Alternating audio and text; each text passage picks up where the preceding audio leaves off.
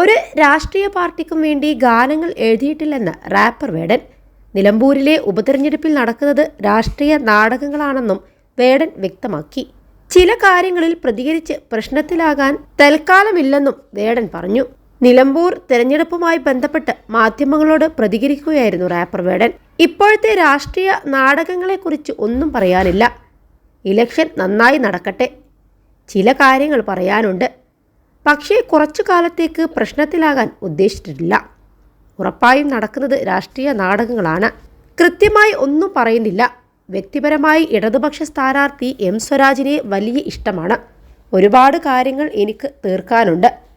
അത് കഴിഞ്ഞിട്ട് ഈ വിഷയത്തിൽ വ്യക്തത വരുത്താം. ഞാനൊരു സ്വതന്ത്ര സംഗീതജ്ഞനാണ്.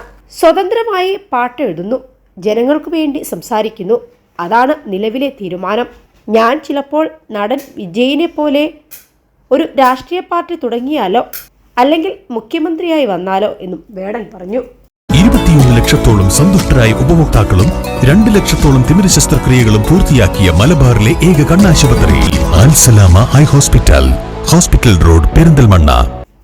അതേസമയം നിലമ്പൂരിൽ വോട്ടിംഗ് പുരോഗമിക്കവേ എല്ലാ സ്ഥാനാർത്ഥികളും കടുത്ത ആത്മവിശ്വാസത്തിലാണ്. ഒരു ഘട്ടത്തിലും തനിക്ക് ആശങ്ക തോന്നിയിട്ടില്ലെന്നും നാട് പകർന്നു നൽകിയ ആത്മവിശ്വാസം ശക്തമായുണ്ടെന്നും എം സ്വരാജ് വ്യക്തമാക്കി. വലിയ ഭൂരിപക്ഷം മണ്ഡലത്തിൽ പ്രതീക്ഷിക്കുന്നതായി UDF സ്ഥാനാർത്ഥി ആര്യാടൻ ഷൗക്കത്ത് പ്രതികരിച്ചു. മണ്ഡലം തിരിച്ചു പിടിക്കും. UDFന് തൊട്ടു പിന്നിൽ വരുന്ന സ്ഥാനാർത്ഥി LDF ആയിരിക്കും. UDFും LDFും തമ്മിലുള്ള മത്സരമാണ് നടക്കുന്നതെന്നും ഷൗക്കത്ത് പറഞ്ഞു. അതേസമയം ഓരോ ഘട്ടം കഴിയുമ്പോഴും ആത്മവിശ്വാസം കൂടിയിട്ടുണ്ടെന്നാണ് വോട്ട് രേഖപ്പെടുത്തിയ ശേഷം സ്വരാജും പറഞ്ഞത്. വലിയ ഭൂരിപക്ഷം മണ്ഡലത്തിൽ പ്രതീക്ഷിക്കുന്നതായി സ്വരാജും ആത്മവിശ്വാസം പ്രകടിപ്പിച്ചു. അതേസമയം വോട്ടെണ്ണൽ കഴിഞ്ഞാൽ ആര്യാടന് കഥ എഴുതാൻ പോകാം. സ്വരാജിന് സെക്രട്ടേറിയറ്റിലേക്ക് പോകാം. ഞാൻ നിയമസഭയിലേക്ക് പോകുമെന്നും PV അൻവർ മാധ്യമങ്ങളോട് പ്രതികരിച്ചു.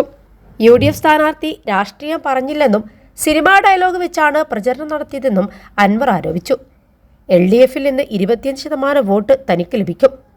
UDFിൽ നിന്ന് 35% വോട്ടും ലഭിക്കുമെന്ന് അദ്ദേഹം പറഞ്ഞു. അതിനിടെ നേരിൽ കണ്ടപ്പോൾ സ്വരാജും ഷൗക്കത്തും പരസ്പരം ആശ്ലേഷിച്ചു.